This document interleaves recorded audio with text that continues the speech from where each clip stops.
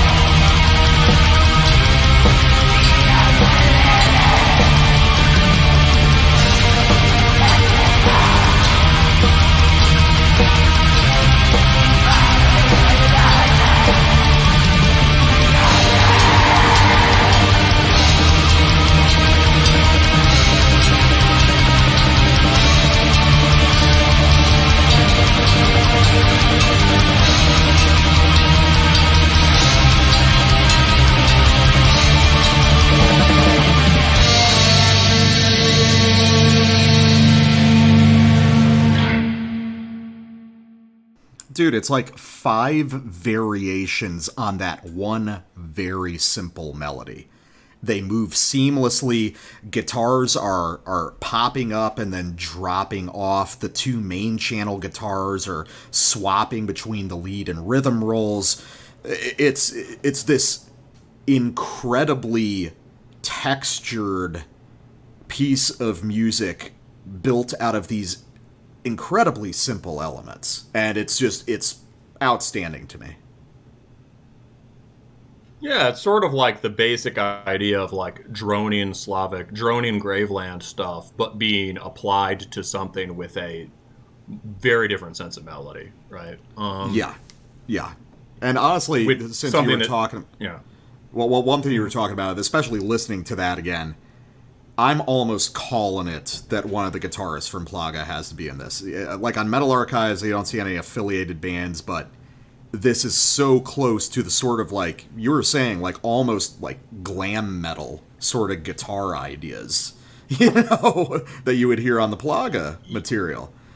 Yeah, like to me it doesn't so much sound like French chivalric black metal. It sounds like, I made a joke on the last show about something sounding like the Final Countdown, but like I'm pretty sure this is literally a bridge part on the Final Countdown or some song like that. Like it's the same chord structure. It's the same chord progression. Very close to chord progression.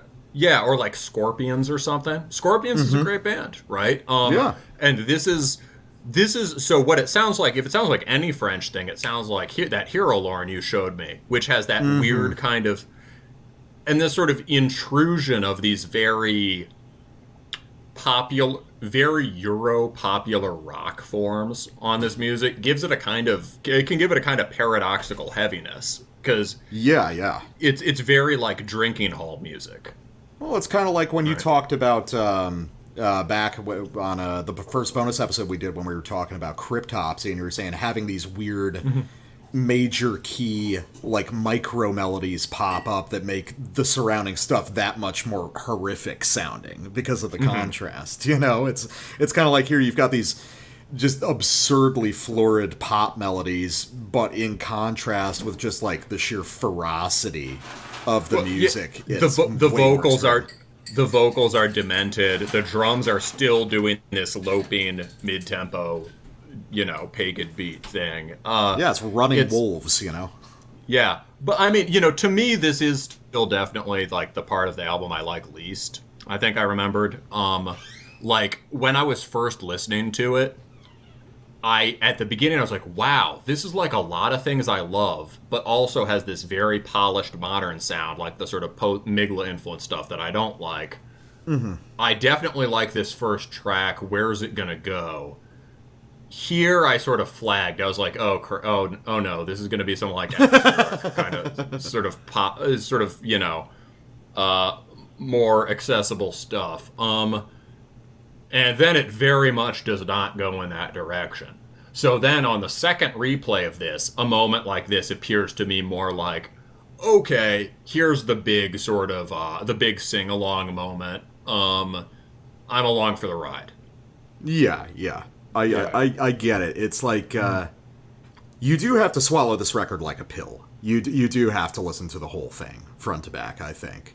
To get the intended effect. I really think so, because it's deeply like, although it appeals to all of these elemental just things that if you like metal you'll like things, you won't really get where they're coming from till you've heard the whole thing. There's a surprising amount of nuance to this music, even though at first glance it appears like very blunt. That's right. It's not. In the same way people hear Plaga and it's just like, oh, it's just stompy stuff, and then mentally somehow they kind of discount all these super elaborate melodic flourishes and stuff. But speaking of Plaga, here's one of the most distinctly Plaga moments on this record. This is off the very next track, Mortuos Voco. We're literally going from the end of the last song into the beginning of this one. So imagine listening to that huge sort of final countdown, florid melodic part, sliding directly into this section. And I think this is where my idea of like the middle 3 songs all being a cohesive unit really works together. Cool.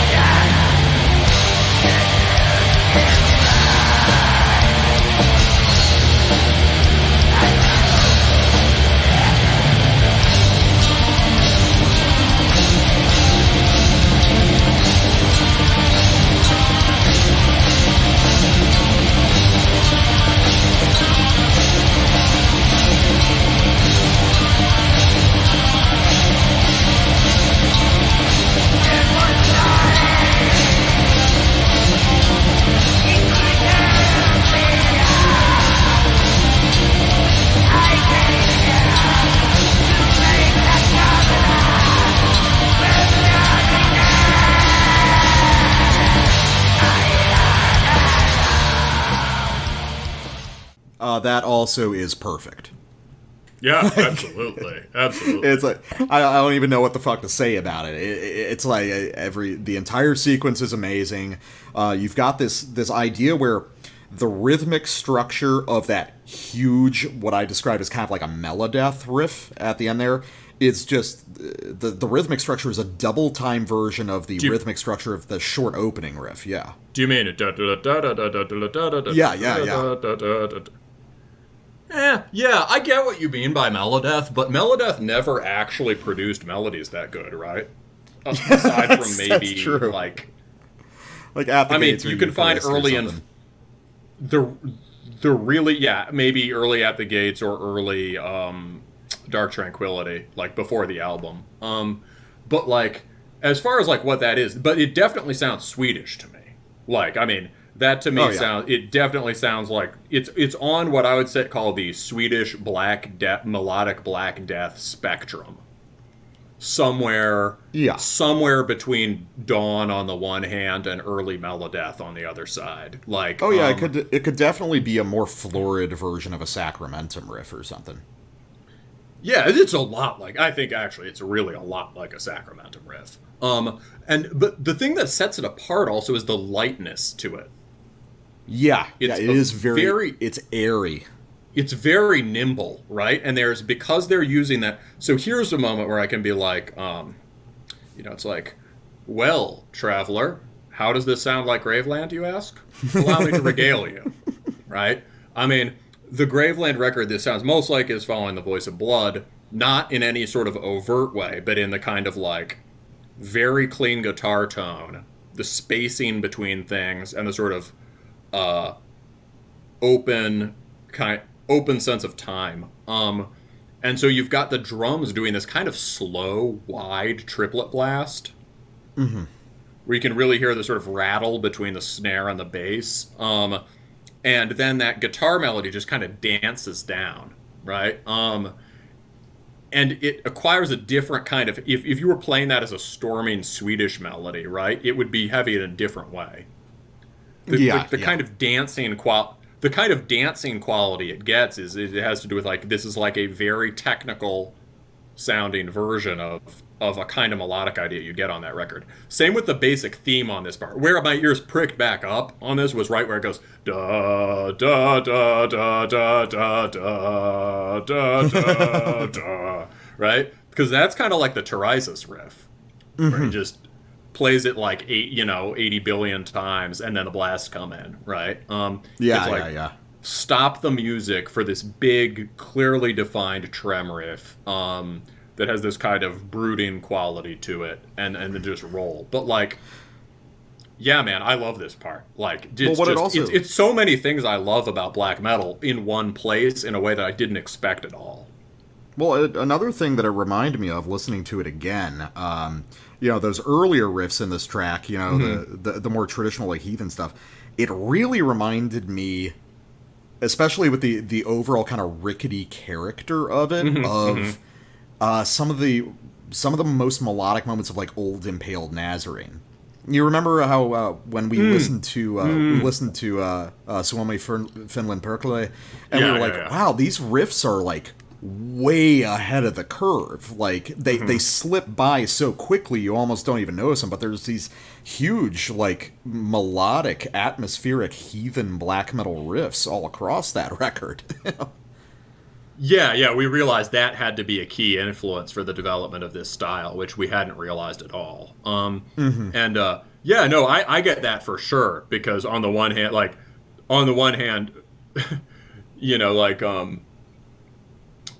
well, there's sort of like two sides of the same coin. It's sort of like Impaled Nazarene are just kind of like rock and roll shitlords who are capable of the moments of this sort of beauty or profundity. Yeah.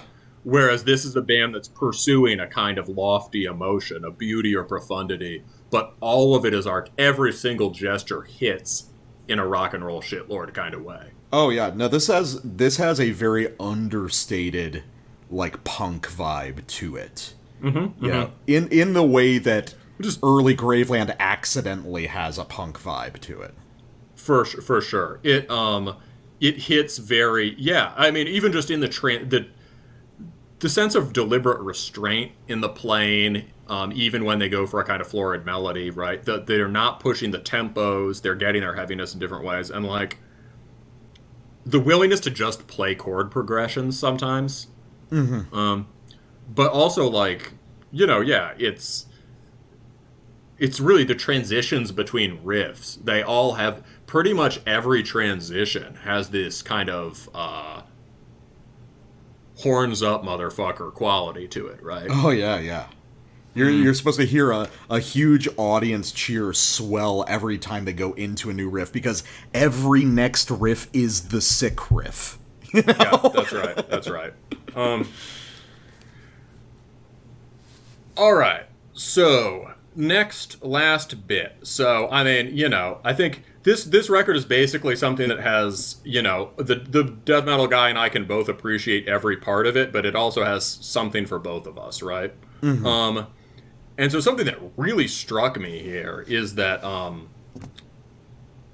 this next track, Vilksy, which completes the middle trilogy, I guess, right? Yeah.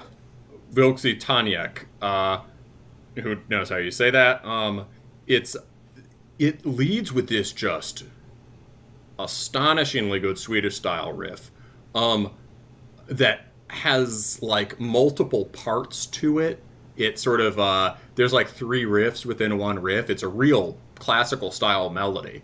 It's far more ambitious than any other individual riff on the record, and they're not going to show off. It's the one time they pull it out. We've just sort of upper midpoint of the record. I like to compare things to Dawn, not so much because people listen to Dawn, because the whole point is that most of them don't, but just as a sort of critical hobby horse to try to remind people that there are these really, really good Swedish bands that never got noticed, right? This literally sounds like Dawn. You can even place the era. This sounds like something from, here's a name. Ner Solen gar niter for Evoger from 94. So this is when there was a little more death metal in their sound and more emphasis on sort of flashy leads. So let me play a real quick sample from this, because I've never actually done a side-by-side comparison with Dawn. Okay, yeah. So this comes off the back end of the first track on that record. This is Iceland, doing a little bit of English language punning. And there's been a lot of melodic development up to this point, but with related themes. Now we're just going to get the big ol' blasteroo. Let's do it.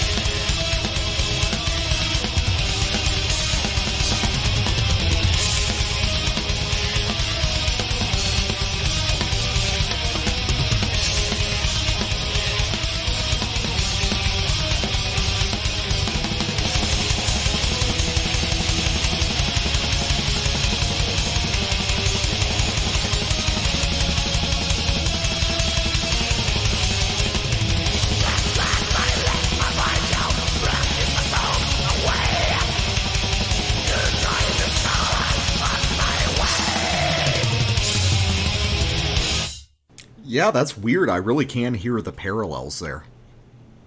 Cool, good, yeah. And obviously, yeah, I'm glad you haven't listened to much Dawn, right? No, not much. I mean, I've listened to a ton of Need and Division, so there's no reason I shouldn't be listening to Dawn. There you go, right? So glad to show it to you. Yeah, that's yeah, so that's one, Dawn is in my, depending on the day, either top 5 or top 10 BM bands for sure.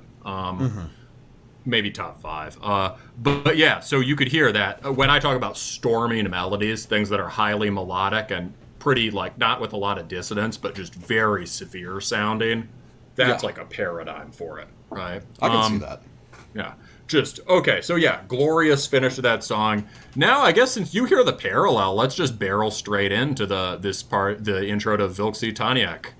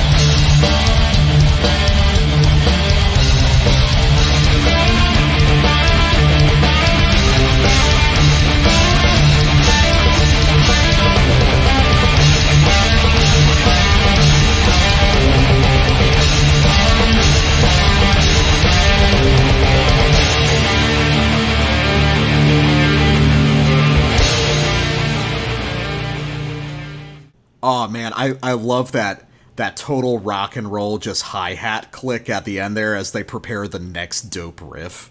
Oh yeah, that riff, right? It's like you can't break this down band by band because if you do, it sounds like everything, right? Because there we just go straight to Rotting Christ, right? Oh yeah. It's so that opening riff you're talking about, it is really sophisticated because it's 4 bars of 4/4 plus a cut time bar as a rider on the back end of it, which is why it has that kind of find the one feel. It's turnaround, but then also on the next riff, it's 4 bars of 4/4, but the note placement is so strange. You think that it's in a much more unusual time signature.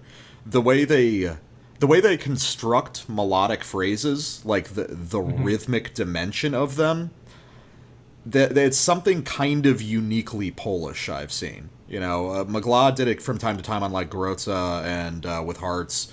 Plaga did it all the time. This sort of, some notes are held a little bit longer than you expect, some notes are choppier than you expect, and it creates something that, even though it's in 4/4, sounds very rhythmically dynamic and very kind of narrative and interesting.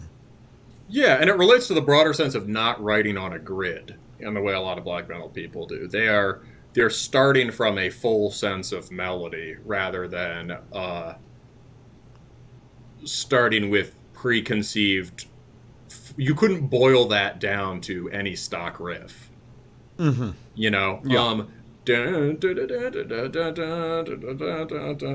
love those little slides, especially as they were introducing that final riff, that dun dun dun dun, which is again a very like kind of rock and roll thing bends, to do. You mean the sort of the grace note kind of slide thing? Yeah. Yeah, those. I don't think they're bends. I think they're actual slides up, but they're very deliberate slides. They're hitting the notes on the slides, you know. Oh no! I hear what you mean. Yeah, no, they are slides. Yeah, they're kind of like doing the same thing a hammer-on would do in a different kind of song. Basically, yeah. But Rotting Christ does that a ton in their later stuff. Gives it a kind of folky feel. Yeah. No, it's very rockish to do for sure. You know, you could definitely see like the other guitarist holding up his pick or whatever there. Yeah. But like at the same time, that kind of droning 1 to minor seventh, right? 1 down a whole step thing, or you know, don't. Or wait, actually, it doesn't. It doesn't really work exactly like that. That's da. That's different. This is like sliding up. This is going da. But anyway, that kind of gesture sounds very folky, right? No, and it's very folky, and it's also very, very Iron Maiden or very Metallica at the same time. It's it can be so many things. I mean, that's one of the best things about this band. Like, we always talk about, some of the best bands in the world are those who get back to these hyper-elemental ideas and then elaborate on them again in interesting ways. But this record, I get the sense that it's not even a matter of them, like, knowing the exact way this music is constructed and doing it like that. I feel like all these riffs were fully formed in the guitarist's head as they came. I get what you mean. Yeah. So an interesting thing also related to that, right, is just the range of affects this moves through, right? You get that first riff doesn't feel classically Eastern European, right? We've talked about there are all these Swedish-seeming riffs on here. That first riff feels very kind of Nordic, right? Grim Nordic vibe. Could even be German or something. And what I think it is, like, in Eastern European black metal, you get a lot of stuff that goes for a conspicuously Slavic sound. This band feels like it has one foot, even though they're in northeastern Poland. I just looked.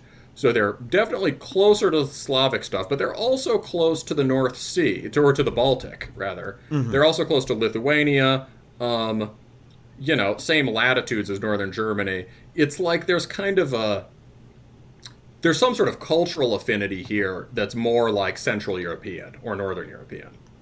Yeah, I can see that, definitely. And who knows whether you could boil it down to the region or whether it's just a sound, but, so my family is from, like the central part of, Czechia, right? Near, villages near Prague, right? And that the culture there and the people, the culture there is more like German or Austro-Hungarian. The people look more that way, whatever, right? But if you go east, it gets more Slavic, right? And so there are these shades of cultural influence all over Eastern Europe, right? Yeah. And it's, one of the cool things about this is how it manages to kind of ingest all of them and come up with this awesome sort of pan-Slavic sound. It's just so cool, man. Yeah, no, this band is awesome. Yeah. Well, I'm so stoked. I'm so stoked to find this, and I really hope that I really hope they do another one soon. And I just hope more people pay attention to this band, because this is just fucking perfect music. Yeah, thanks, bro, for recommending this. Great call. Absolutely. So, not much more to say beyond that. So, excellent record. Looking forward to the next one. And, should I do a Plaga song for the interlude? Oh, yeah, for sure. Since it was like half a Plaga review we just did. Okay, in that case, let's do off their only record, which was called Magia, Gwiezdnej, Entropii. Something like that. And this is a track called Slaying the Spiritless Abel. Listen to the first riff on this song, which is like nothing else in heavy metal, and enjoy.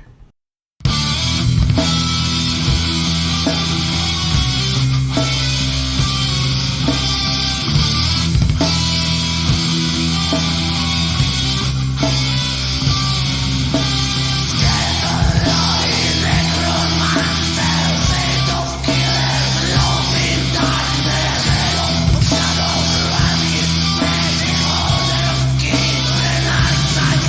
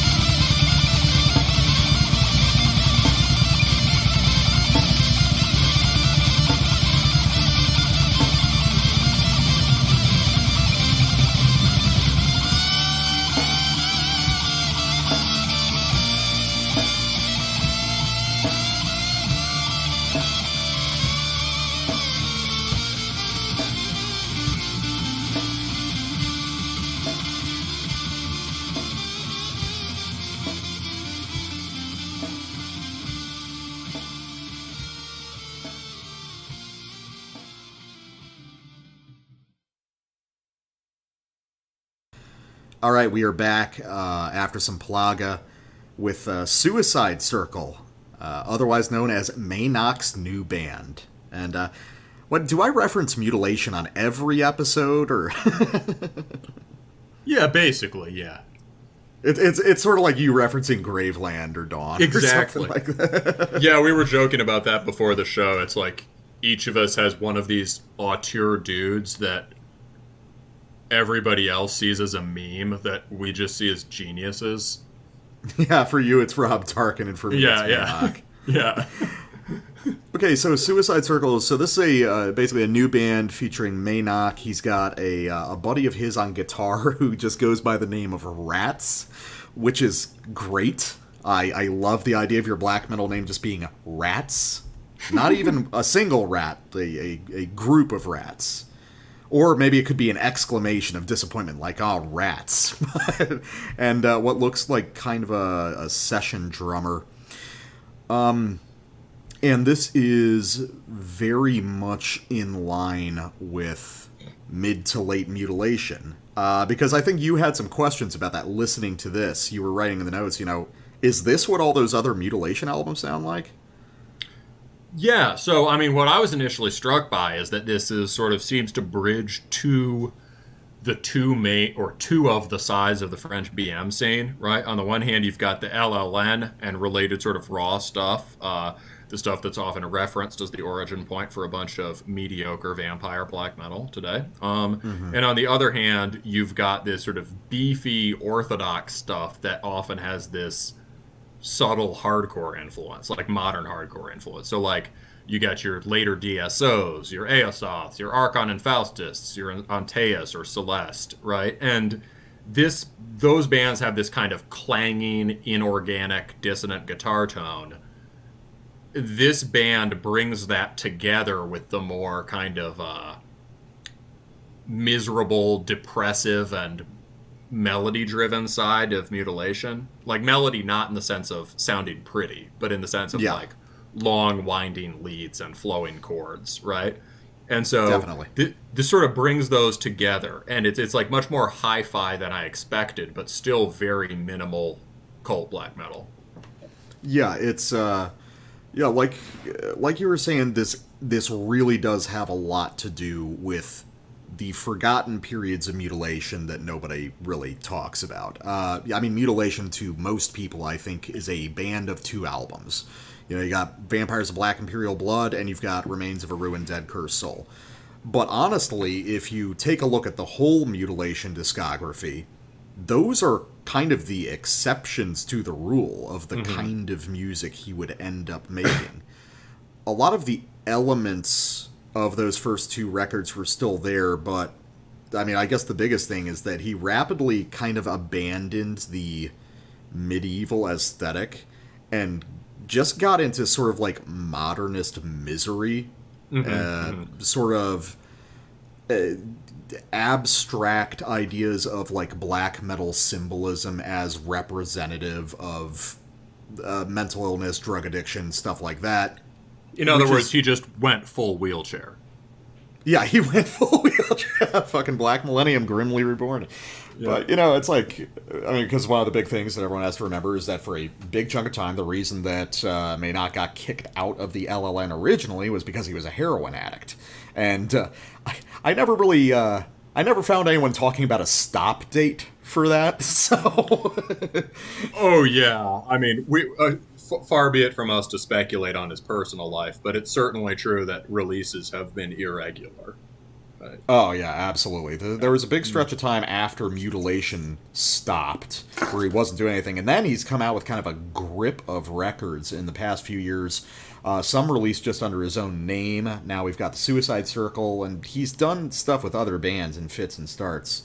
But when Mutilation does a song with the called "Destroy Your Life for Satan," it's usually less about a metaphysical Satan and more about a needle, and I think that kind of applies to this record as well. Because you had some pretty interesting things in the notes about the vibe of this music that I thought were dead fucking on about what Maynok is about in general. Yeah, well, also very, very you. I'm sure this is a product of conversations we've had together. But oh yeah. Yeah, so this is a very apocalyptic album, right? But not in the sense of either just fantasy Ragnarok, nor really in the sense of like the glorious past surging into the present and producing the future, and like heroic warrior spirit rising up in the twilight of civilization, right? Not really like either of those apocalypse tropes, and not also really like Satan burning the world down and devouring the weak, right? Or whatever. It's it's much more realist, right? And instead of the Ragnarok moment being this thing that's beckoning or brewing or whatever, the attitude is kind of like, it's been here for a while. Look around you. Like, Yeah. and you could say that this is very, it's called Shotgun Prayers. On the cover is an undead nun with a rifle, which looks pretty nu metal. But once you've heard the music, it kind of makes a lot of sense. I kind of ended up really liking the cover. But the cover definitely suggests mass shooters. Right? Oh, yeah. And if you think about, like, an apocalyptic moment, well, how far back do you want to go? Do you want to talk about political upheaval going back to 2015? Do you want to talk about the prehistory of that going back another 5 years or more, right? Do you want to talk about, like, the economic collapse in '08? Do you want to talk, and the catastrophic response to it? Do you want to talk about the 9/11, right? Which, happened and was a big thing, but we memory hold within 2 years. While a bunch of people died for us. But we can dial it back further, right? So if you think about, like, Columbine, and which at first, I think we've talked about this, like, there was a sort of oh shit moment after Columbine where nobody did it again for a really long time. And in part just because those dudes, right, were such fucking wackos that they went and did it, right? I mean, this album is definitely concerned with antisocial behavior like that. I don't know if it's particularly endorsing or glorifying it, but it's definitely looking at it in this cold, hard way.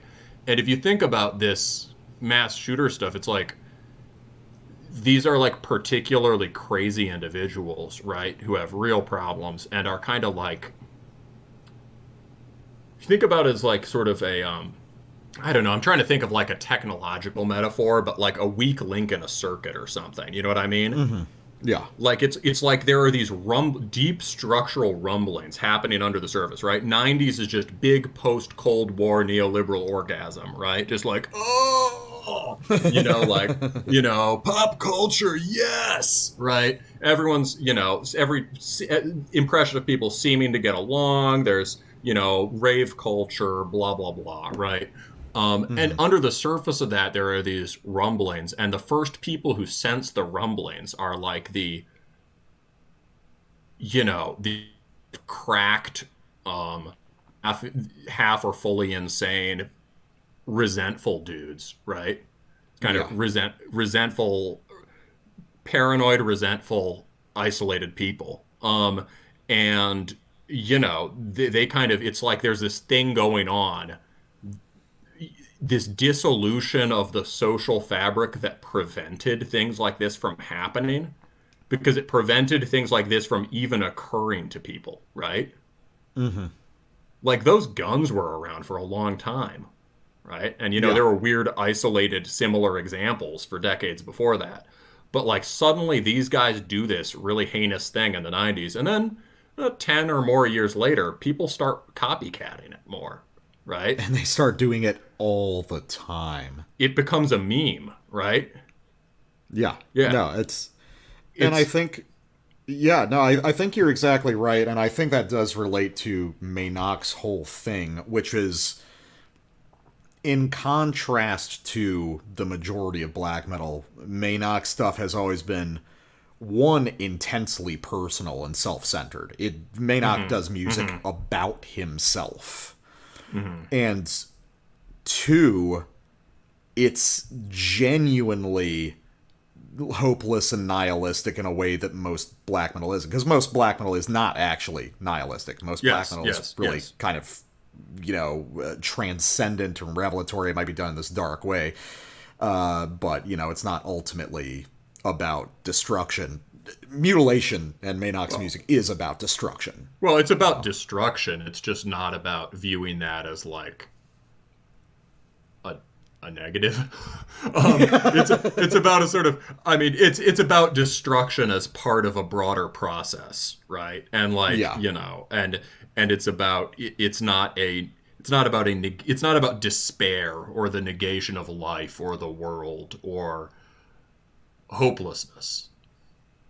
Yeah, this music is about hopelessness. This music is about this is mass shooter music. This is very trench coat, right? Oh, this is like as trench coat as you can get these days. And that's one of this the is sort of like the revenge of early 2000s trench coat black metal. Oh yeah, coming back in mutated form and like way more unsettling than before. So, well, but let's go with the sample so everyone at least knows what it actually sounds like.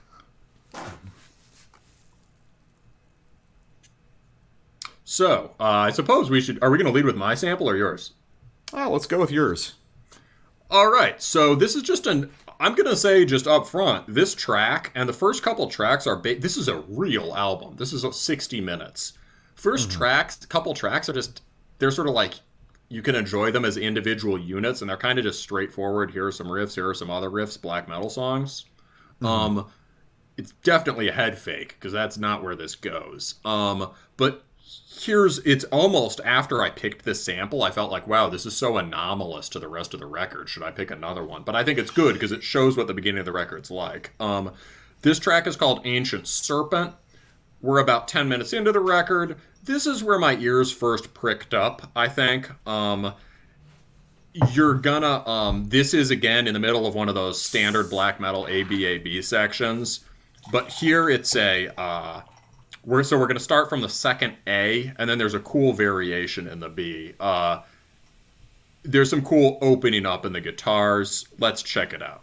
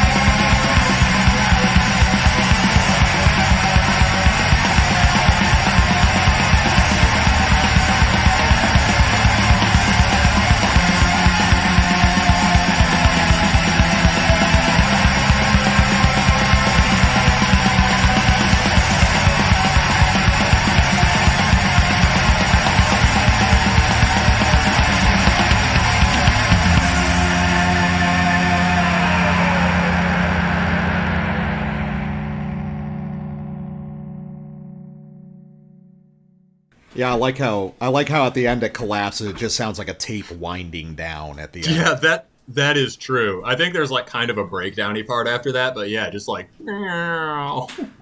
Yeah, it's awesome. That's a very trench coaty kind of old school thing to do. For sure. So, yeah, one thing. So there's this 6/8 part with these rolling, pretty cool, very filled in drums under it that make it pretty powerful, I think.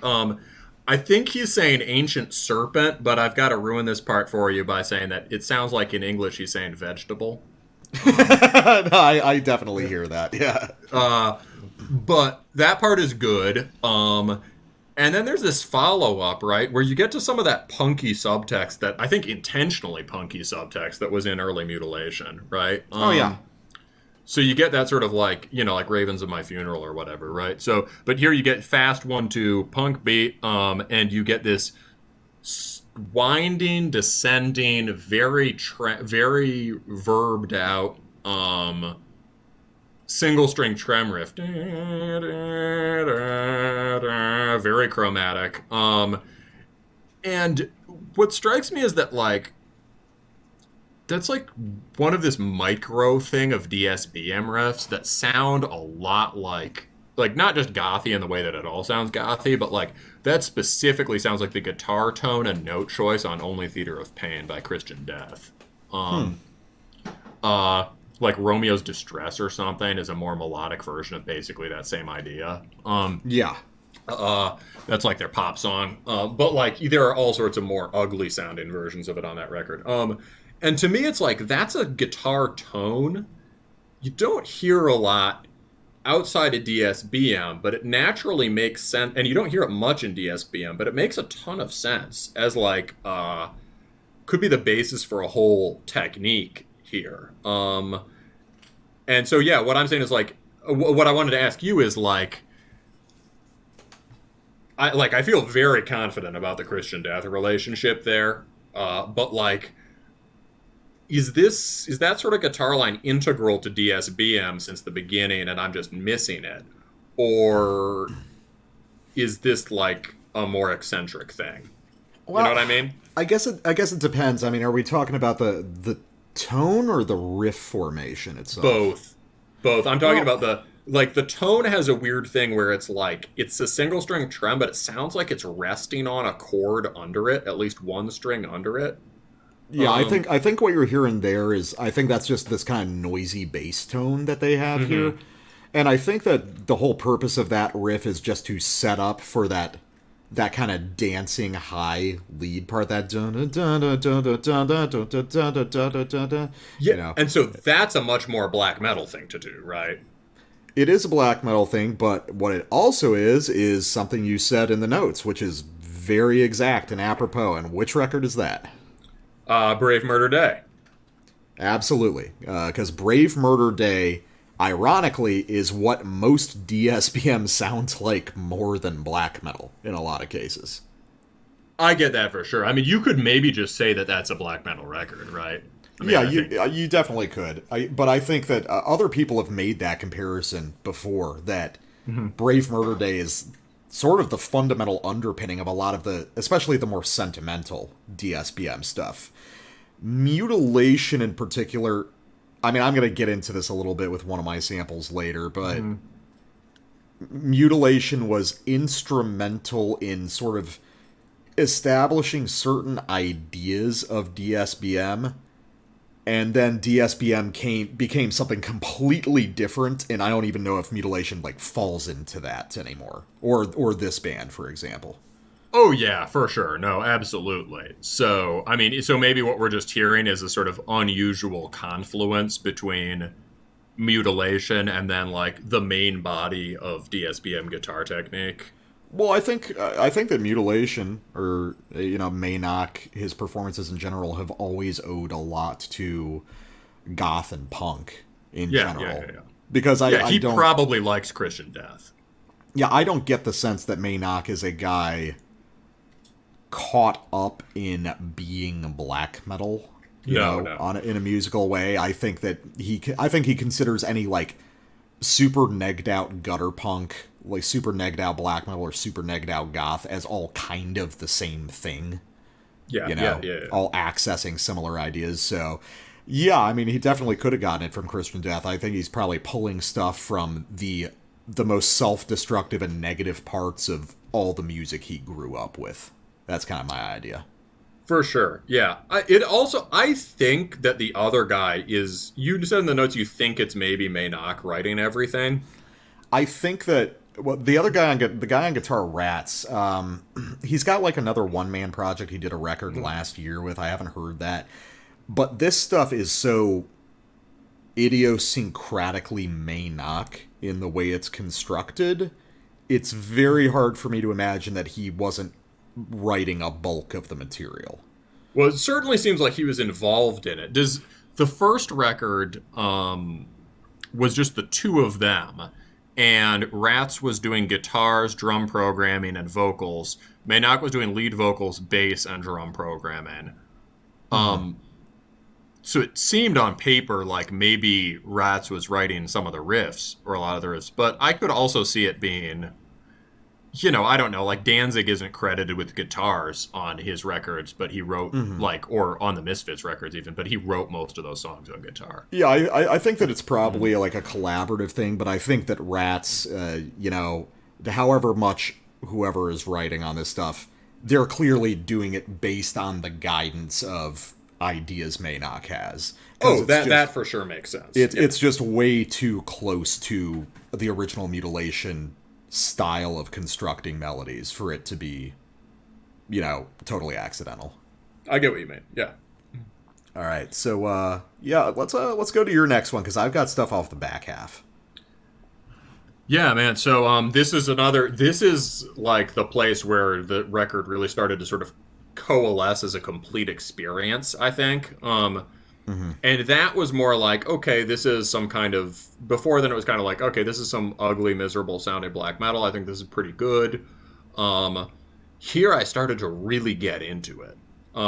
This track is called Black Legend, which I think is a reference to the stories that circulated, often, exaggerated, but with a basis in fact, about the Spanish Inquisition. And this track just has this slow build on basically a single pattern over the whole thing. Let's listen to it.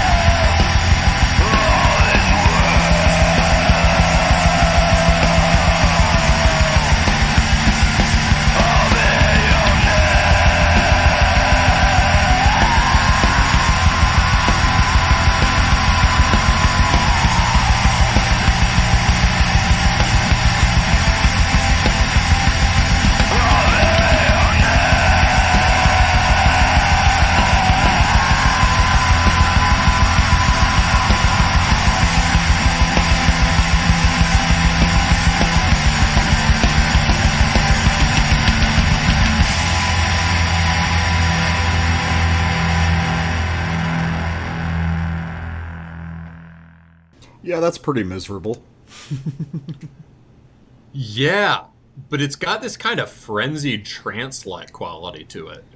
Yeah, it does. That's very much like something off Rattenkönig, one of the later Mutilation records. And they're really, the guitars, although they're still very dissonant, they start getting more melodic color in them, and there's this buzzing quality to it. And somebody in the YouTube comment says, what does he say? Sorry, it's like, he says, Cosmic Sabbath says, I feel Philosopheme vibe.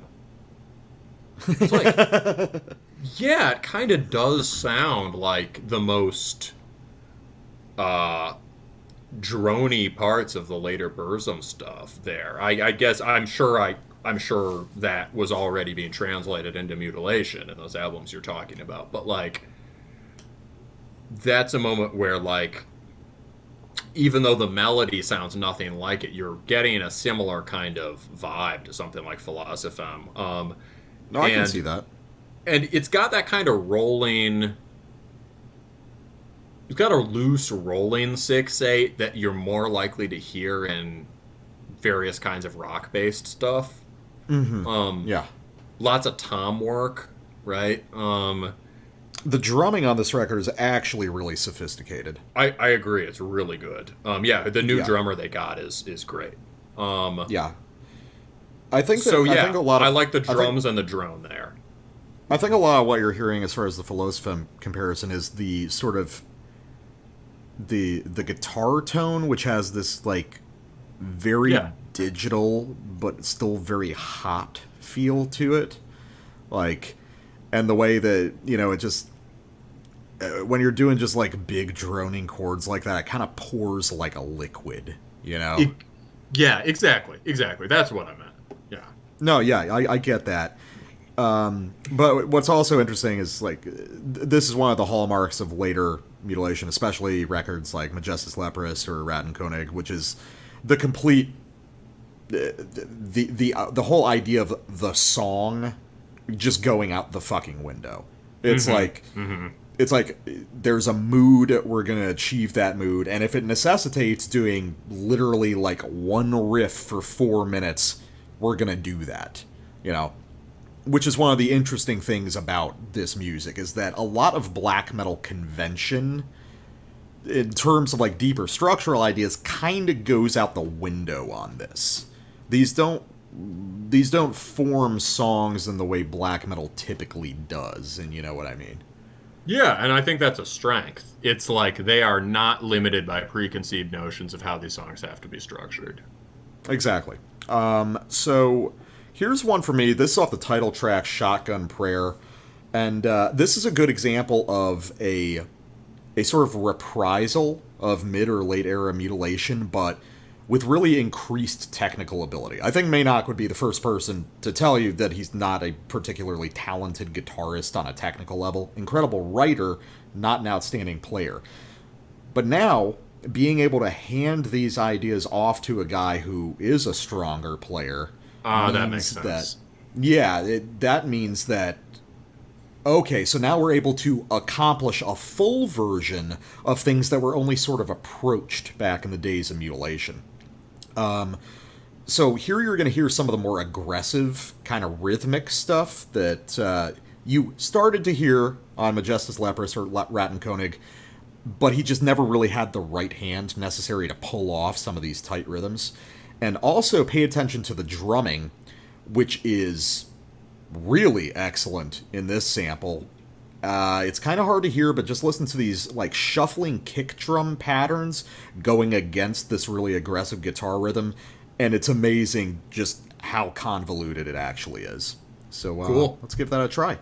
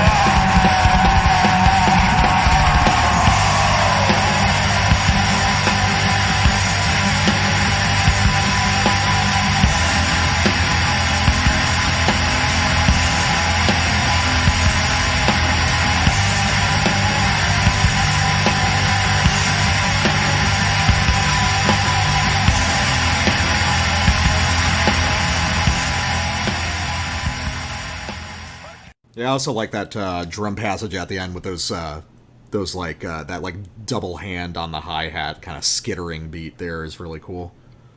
Yeah, no, a lot of this is just using really cool, like, heavy rock, goth rock, noise rock drum technique that is just put off limits in BM in ways that are totally natural here. Yeah, and there's no reason those techniques shouldn't be in black metal. I mean, agreed. Why not? Yeah.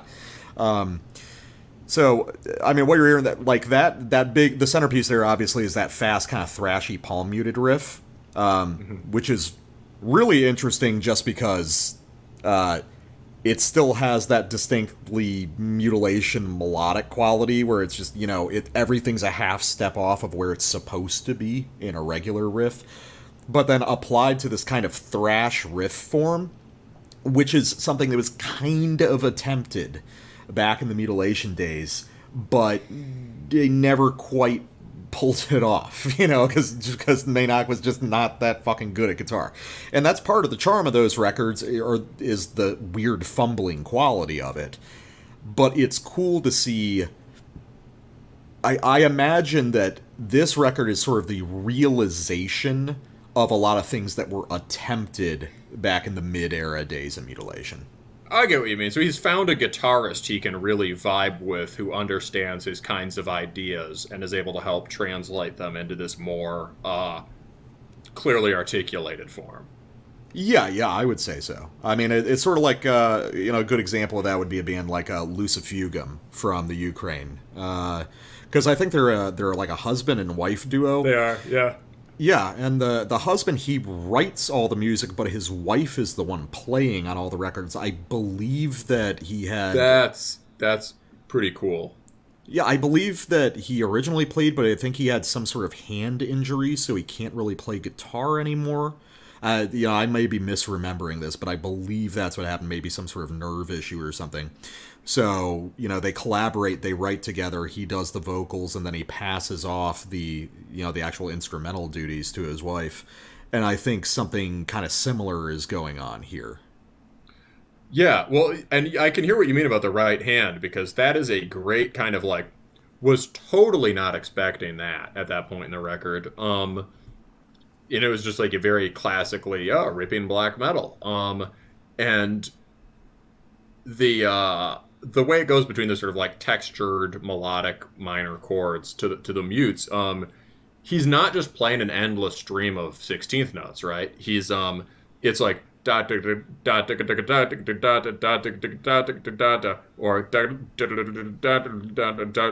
there's like there's phrasing in the picking there, and some of the picking is happening too fast for me to hum. Yeah, it's it's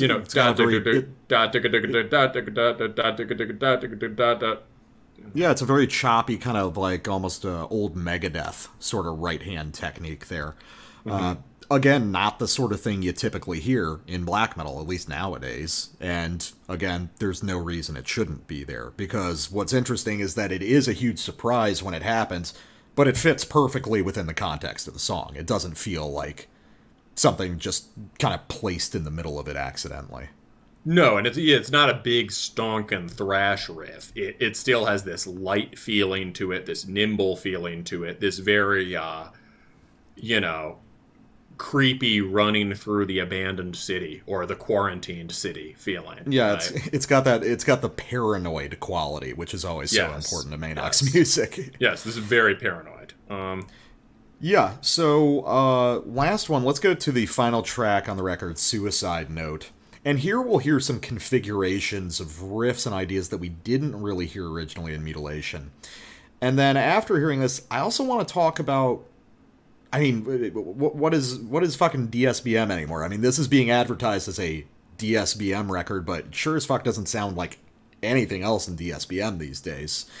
But it does sound like the sort of primordial DSBM that Maynard was instrumental in developing before it even had a name. Yeah, it sounds like black metal, and the thing that other people decided to sort of narrow down into DSBM. Exactly, yeah. One of a comment by Alex Vepunkt says, "Where exactly shall the, quote, depressive in this BM be?" Well, it's very depressive, but it's certainly not DSBM. Oh, it's depressive, but it's not. Now that DSBM is music to hang out and feel sad to. Yeah, it's forgotten the whole. I mean, really, sort of the more originating aspect of DSBM, which is music for psychosis. You know. Yeah, urban, antisocial, crazy sounding. Right. Yeah. And here's some crazy urban antisocial shit for you. So let's listen to Suicide Note.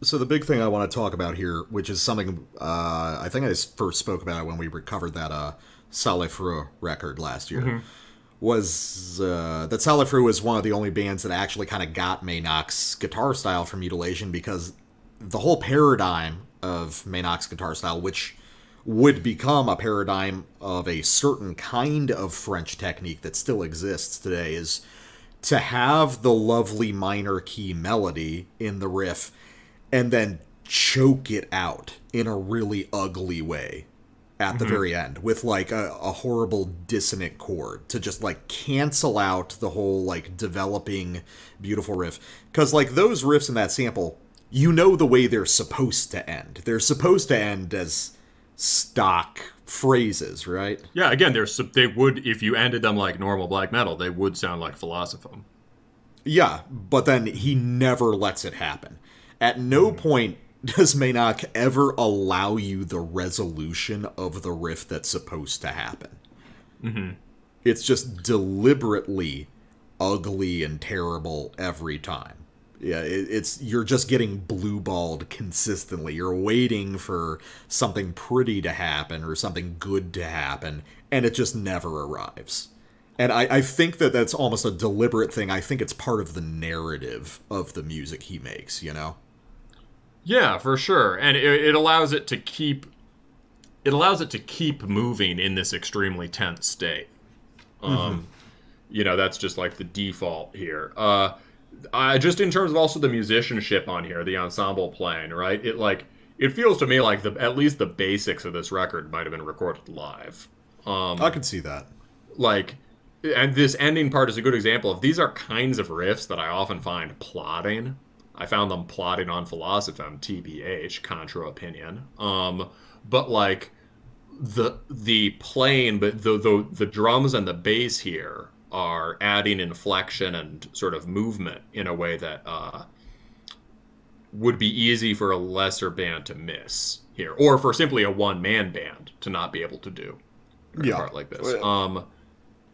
Well, also one of the things that does partly carry it is Maynock's vocals, which are very idiosyncratic compared to the rest of black metal, because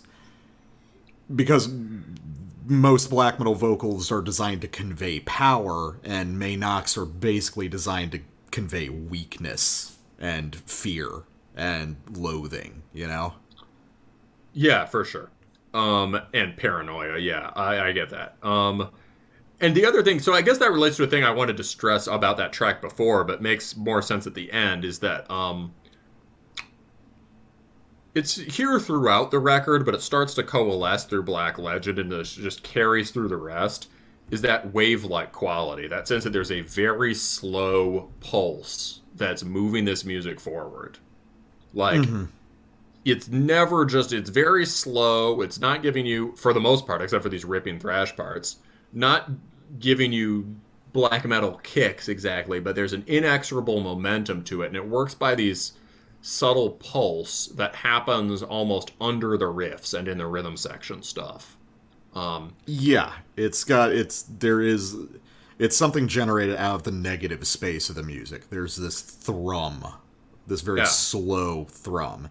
It's almost like the actual BPM of the music is very slow. It's just everything is at 16th or 32nd notes. You know what I mean? I get what you mean. Yeah, and it gives it that sense of like there's this surface, and then there's this thing that's happening under the surface, which kind of relates back to the idea at the beginning about sort of like cracks in a social fabric happening under the surface of things, and then being felt by certain people who are, you know, like open to feeling those things in a way that normal, healthy people aren't. Right? Yeah, it's like a black metal soundtrack to Blue Velvet or something, you know. So I think I'm gonna say straight up, like, I don't know if I love this record, just because, I mean, you got to be in a real specific kind of mood for it. It's very long. Like, the endurance test is absolutely a part of it. It's not designed to be pleasing in any conventional way. But neither are those mid-era Mutilation records, and I keep coming back to them. So I think I'm probably going to keep coming back to this one also. Yeah, I may never listen to this again, but I could see myself coming back to it. It's definitely got a certain It's singular. Something. Yeah, it's very singular. All right, so let's take a quick break and wrap it up with something just as negative for our final record of the night. All right, cool.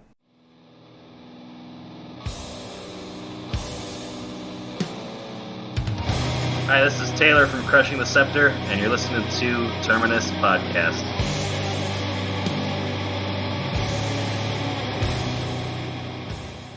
All right, let's wrap this up on a real positive note, right? Compared to the last one, this is pretty posy. Depends on how you read it.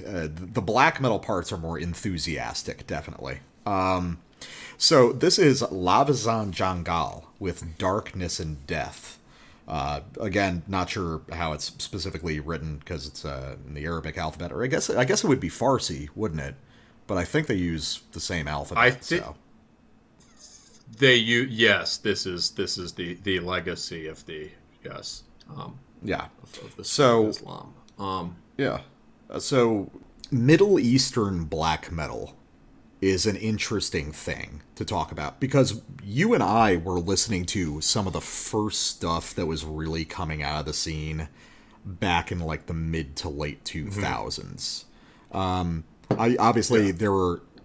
There were small exceptions before that. I have no doubt there are demo tapes still being unearthed from the Middle East that probably date back to the 90s, but it really only started coming out in a real way when the internet got popularized, and you started hearing some of these early tapes from guys in the Middle East in the late 2000s. I'd say around 2007 is when it really started happening. And insofar as Middle Eastern black metal has a sound, well, you've got a couple variations. You've got this one sort of broadly popular one, stuff like Orphaned Land, which isn't really black metal, but whatever for the purpose of the argument, which is, folk influenced. It's really working on the Middle Eastern angle. I mean, this kind of applies to something like Melechesh as well, although Melechesh are really fun and cool to listen to, unlike Orphaned Land. Melechesh are the best of that. The best of that crop. Right? The best of that kind of stadium-sized Middle Eastern black metal. But I would argue, we've talked plenty on the show about how every regional scene has its own kind of root, its own individual sound. And I would say that the starting point for a lot of Middle Eastern black metal is really in raw sort of noise black. You can see this in bands like, we've mentioned Hala before, we've mentioned Ayat.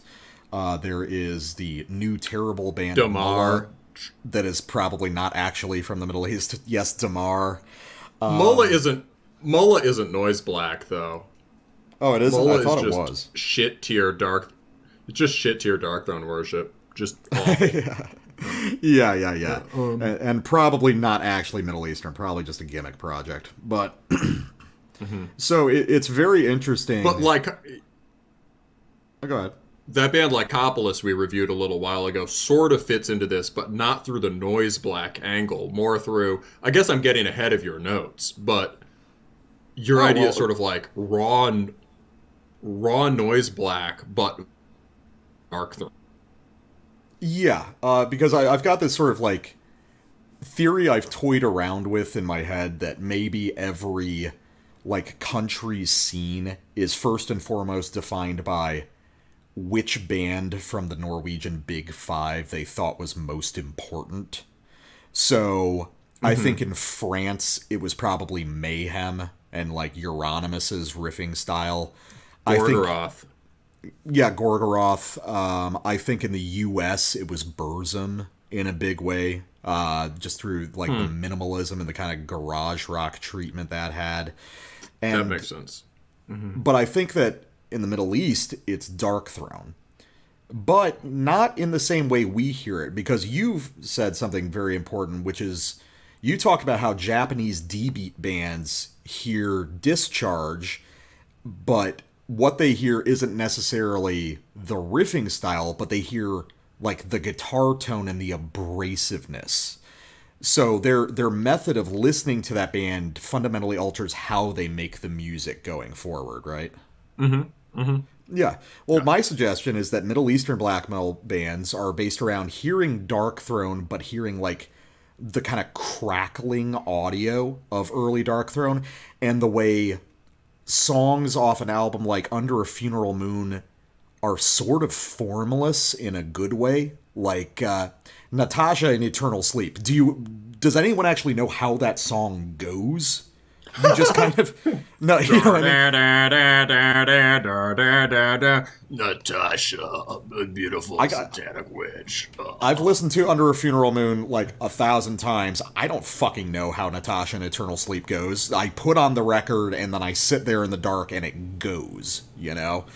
And I think that's what a lot of the Middle Eastern bands hear. Some of the songs to the middle, too, even the songs that are the more riffy songs in the middle of the record, kind of are like riff salad, but in this very exciting, disorienting way.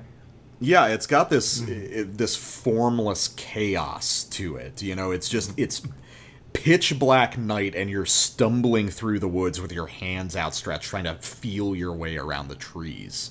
And there's wolves after you or some shit. And just the chaos of the very raw playing, right?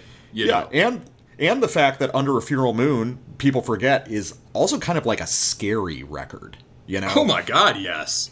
It's like A Blaze in the Northern Sky has like those kick-ass Celtic frost parts, and then Transylvanian Hunger has these kind of ornate minimal melodies, as well as some like really raw abrasive stuff, but that's also kind of powerful. Under a Funeral Moon doesn't really feel powerful. Under a Funeral Moon is just kind of creepy and weird. Oh my god, it feels powerful. Like in a very classically like punk metal heavy way. It sounds powerful, but it's not like a power fantasy in the way that even a lot of black metal is. No, I gotta disagree, man. I mean, Really? when the when the demons ride the nuns with their hordes of dark desire, like, or just that split break in the middle of Funeral Moon, like and the lyrics there are literally about you have not defeated me, I will be resurrected. Like, that is a power fantasy. I guess I define Under a Funeral Moon more by stuff like Natasha in Eternal Sleep, Crossing the Triangle of Flames, stuff like that. Kind of disorienting ones. I find Crossing the Triangle one, like, that's my essence of power in music, is like Crossing the Triangle and Inne de Diep Skogens Faden or whatever. Those are my two favorite. For me, all the rest of the record I almost don't listen to. Those are like my tracks. Okay, I got you. You see, and well, so this is interesting. Those Different to me ways are of hearing it. Those to me, yeah, I guess what we're getting at is just it's a really important album that's kind of germinal, right? And it has there are like three parts of it. There's the Natasha part, there's these more thrashy middle songs, and then there's these last songs that are super drony. To me, something like those last couple songs have a very clear-cut forms in the way that Hate Forest songs do, because it's just like 2 to 3 monolithic riffs that change in these very dramatic ways. Yeah. Well, they're clear cut, but they're so abstract they're completely alien. You know? No, for sure that, and also someone who doesn't have an ear for it yet, or who's not listening for it, will just hear one continuum of noise. Yeah. But I think that's sort of what's happened in the Middle Eastern scene, is this like initial sort of random exposure to something like Dark Throne. And I think what they channel is not the songwriting so much as that bracing quality of experiencing it without any context, you know? Yeah, no, and I mean, I think you're right, too. It's not just Dark Throne, it's that record, right? Yeah. And there are bands that do it bad, like Mola, where it becomes just this crappy, and a variety of other bands, not to pick on them. They're a little bit of a punching bag right now. I mean, there are other bands that do this, right? Where it's just kind of like generically power chordy black and roll, right? Or you can take the weirdest aspects of Funeral Moon, which are the ones the death metal guys picking up on, and that really resonate with war metal blasting, and do something totally bizarre, right? Mm-hmm.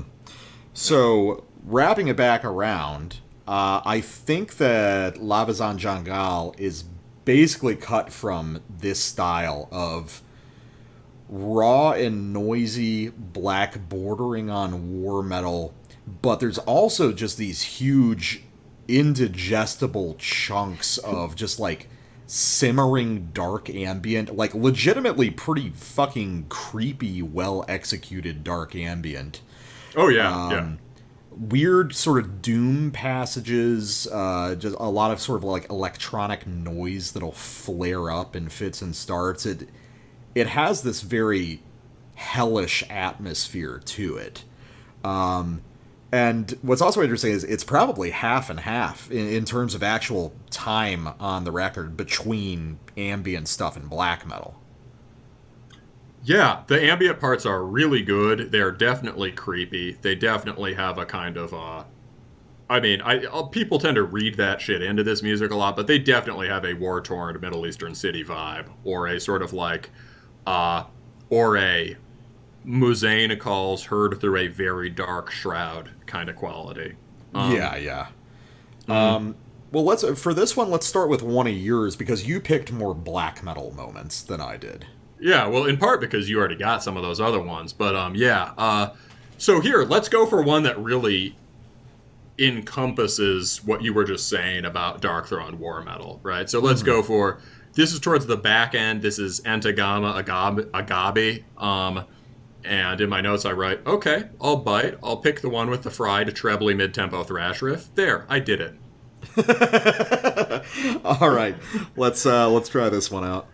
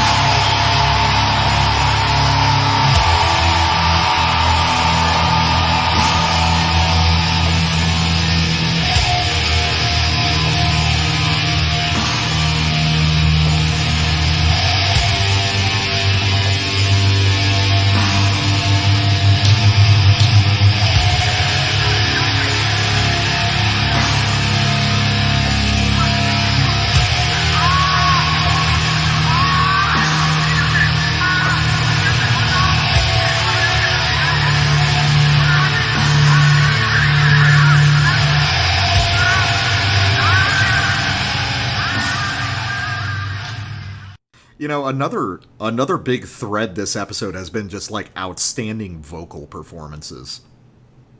Yeah. Like the vocals on every record this episode have been fucking outstanding. And they are really worthy of note here because they're just fucking putrid and insane the whole time. Yeah, also, like, the ripping parts. I mean, you're so right about Funeral Moon. Like, we started with the blasting. Like, you can source that directly to the part of the song. That's the kind of galloping blasts with these hollow trem riffs that they have on Summer of the Diabolical Holocaust, right? But, again, as you say, ratchet it up to, like, cyber war grind speeds, which is really cool. Yeah. I think the obviousness of the drum machine is definitely an asset in this music.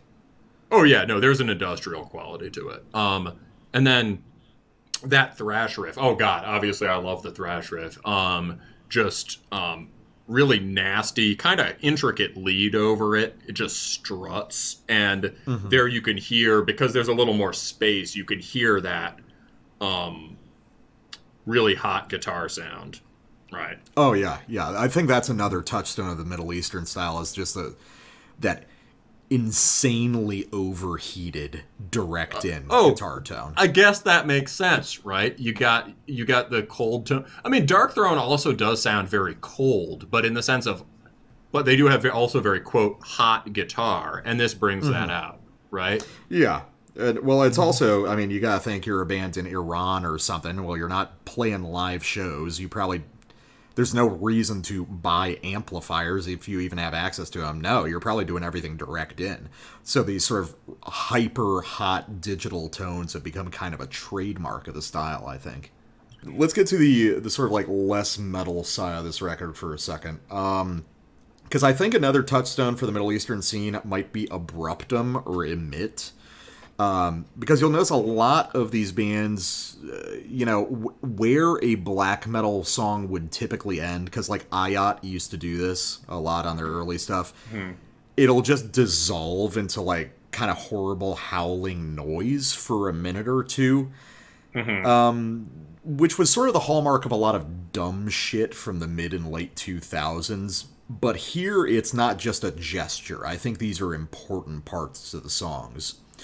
So here I want to go to the end of a track called F.I., which we assume stands for Fuck Islam. I mean, it seems... Wait. Do you mean enjoy consensual intercourse with the religion of peace? Something like that. Yeah, basically. All right. So this is the end of the track. You'll hear a little bit of the black metal as it's fading out into this like horrible, like abruptum type stuff. But which would just be a gesture, but then the next track is all ambient and it segues really nicely into it. So clearly there's a narrative arc being established in this music. So let's give this one a try.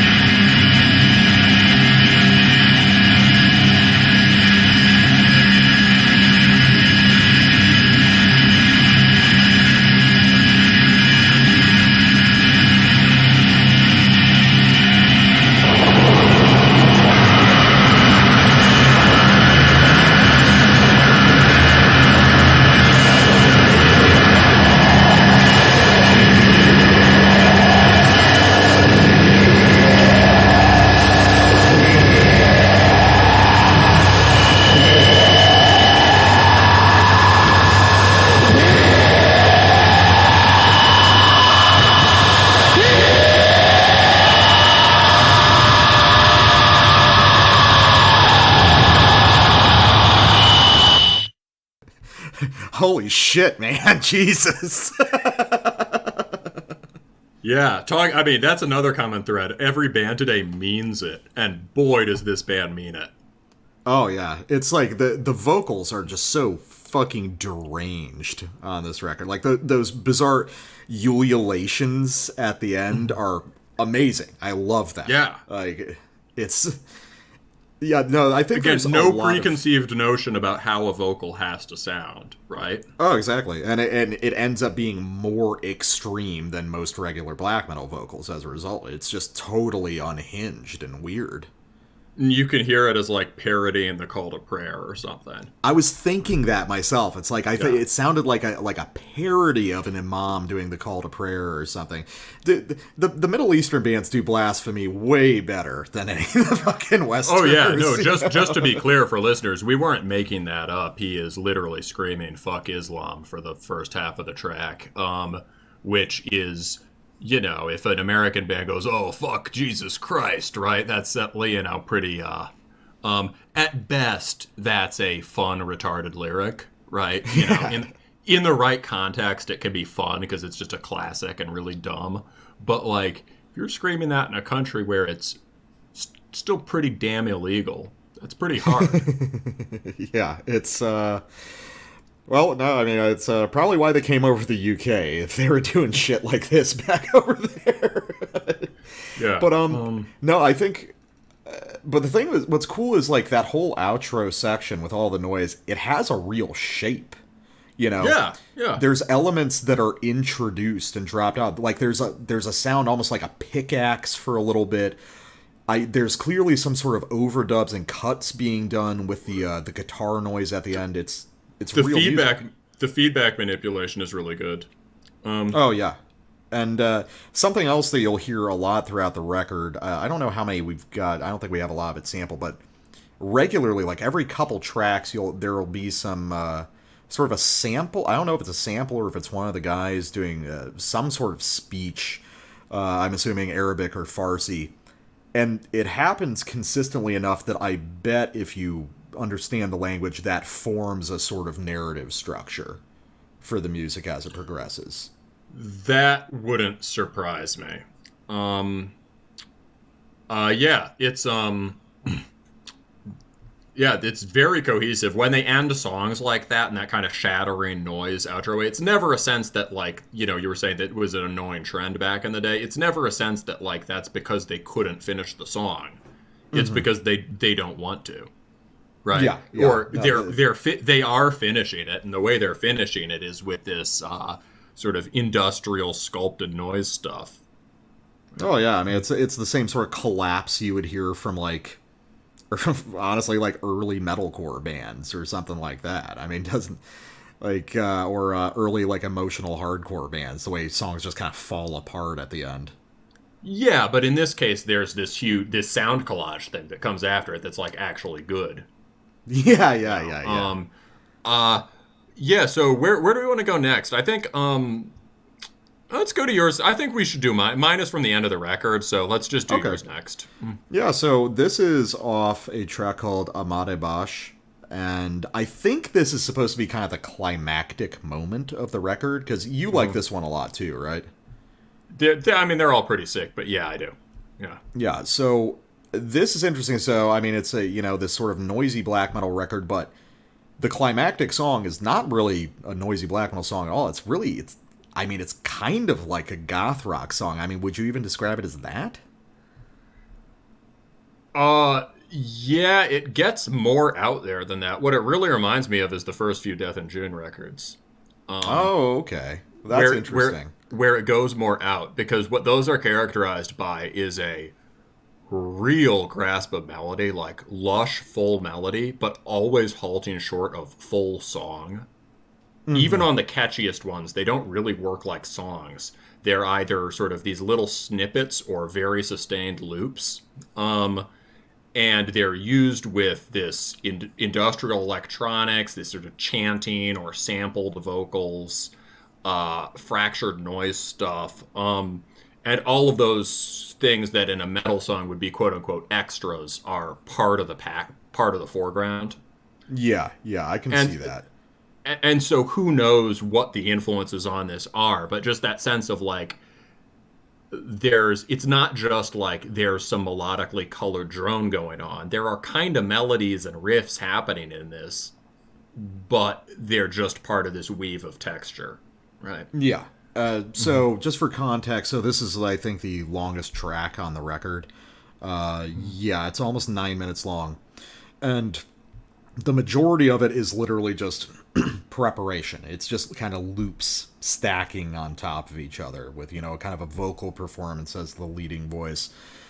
And we're at the moment of transition. Like, this is, if you're going to crystallize a single moment as the climax of the album, it's what you're going to hear on this sample. And it's literally just a transition to the production becoming louder and more forward. And they spend like 5 or 6 minutes getting here, and somehow it lands perfectly. So cool. Let's give it a shot.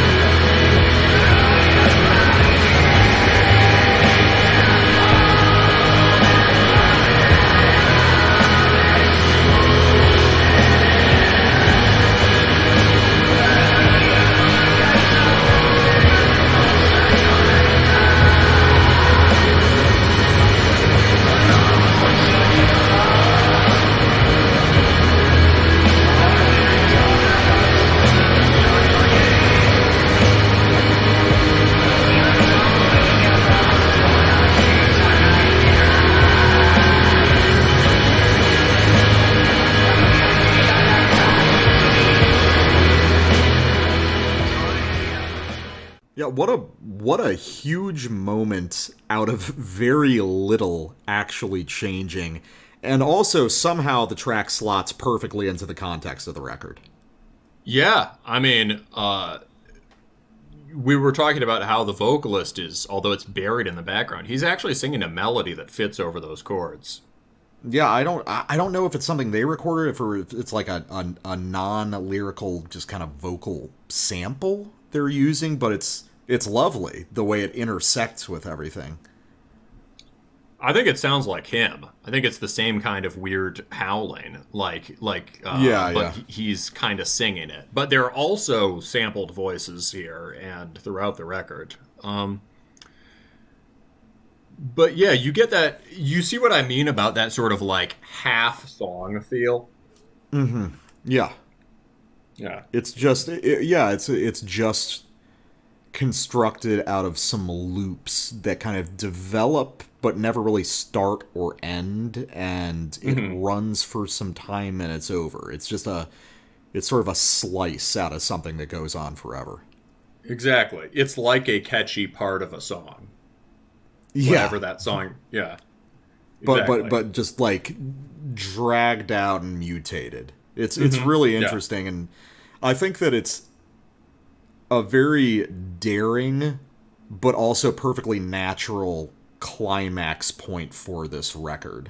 For the climax to be against expectations, to be the softest part of the record. I just think it's very interesting listening to this front to back and the shifting moods and the kinds of music you're going to hear on it. I think it's really cool. Yeah. So let's go to my last sample. I think we've talked this one over a lot. I don't think we have too much more to say. My note on this one, this is the track Yazda, and I think this is right at the very end of the record, right? Yes. Mm-hmm. My note on this one is, haha, under a funeral nigla go burr.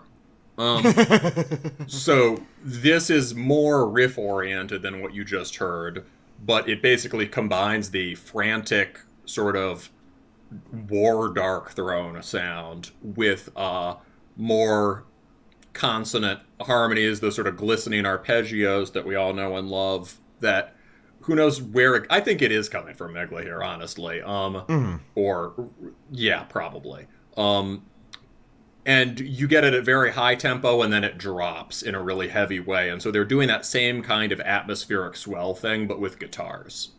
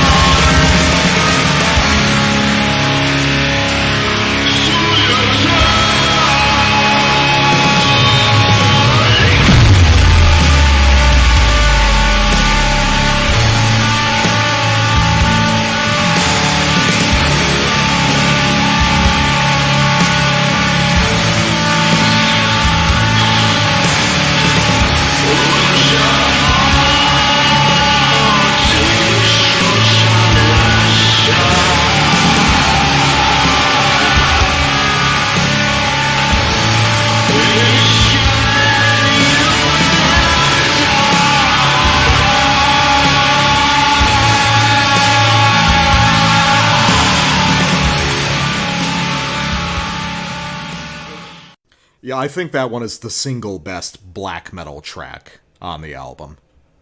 This one really has it all. Yeah, for sure. Like, I mean, you've got the awesome, like, clean vocal section. The fucking nuke level bass drop that comes out of nowhere into this kind of breakdown section. Also, we heard that same sample of, like, picking, like, with a pickaxe or chiseling that we did on my first sample, which is weird. Like, there's some sort of common thread. There's, like, samples looping back on themselves in this. Actually, I might as well compare this to, like, Reverorum Ib Malakt. It kind of has that quality of, like... does sound like that. All bets are off, you know, in terms of how it's made. Well, you know, you got the mechanized drums, the sampling, the eerie arpeggios, the religious, the preoccupation with religious extremity one way or another. Yeah, other than that, you know, a thing to point out is just how that chiming guitar sound, right, isn't really used anywhere else on this record, although you can hear it on Trivax a bit. But it's not used anywhere else on this record, and they just whip it out here. Complete mastery. Yeah, everything's very purpose-built. There are 5 or 6 different types of phrases like that are used in that very short sample. You know, that's like 2 minutes, right? Yeah. And they're all good. None of them are sort of overextended as this is the riff. They're all part of this continuous process. And, you know, yeah, when that breakdown hits, man, I know you get that heavy mid-tempo. You know, that is what Krieg's machine should sound like. Oh, yeah. No, this is... I think I'm liking this record more and more now that we've gone through it. You know, I think Same, this was yeah. Yeah, I think that I think I want to listen to this a few more times and really soak it in. I think this has a lot more depth to it than a lot of the popular Middle Eastern black metal on the internet these days. You know, for sure. And especially now that I start thinking of it in terms of like Reverum Ib Malacht, yeah, there's a lot to this. And I've missed the pickaxe sound, for instance. I don't even pick up on it during those samples, but I'm sure it's there. Like, there's just lots of layers. Oh, yeah. And I think that's something I'm starting to like. I mean, the Reverum record was one of my favorites of last year. And, yeah, I'm really excited to hear more from these guys. And to go back, because this is their, let's see, I think this is their 4th record. So they go all the way back to 2015. So I kind of want to check out some of those older ones and see if they're as sophisticated as this, or if at least there's something hinting at this. But this is a really good record, man. I'm actually really glad I brought this one on the show. I am too, bro. This was sick. All right, so wrapping it up. What's the outro going to be today? Well, I feel like let's continue. You know, it's been a very high energy show for all these, and we're ending on a pretty tense note. I thought let's continue the downward spiral, but also mellow it out a bit. Okay. I've been listening to a lot of Endura or Endvra, depending on how you spell it. Okay. And that is the previous project of Christopher Walton from Ten Horned Beast, which is a great sort of very forbidding chthonic heathen doom band. Like, not drone band, more like. It's like rumbling bass and like sort of Bronze Age Celtic warlord samples. Okay. And that was a very important band to me when I was younger. This is his earlier project. It's more like 90s dark ambient with primitive digital production.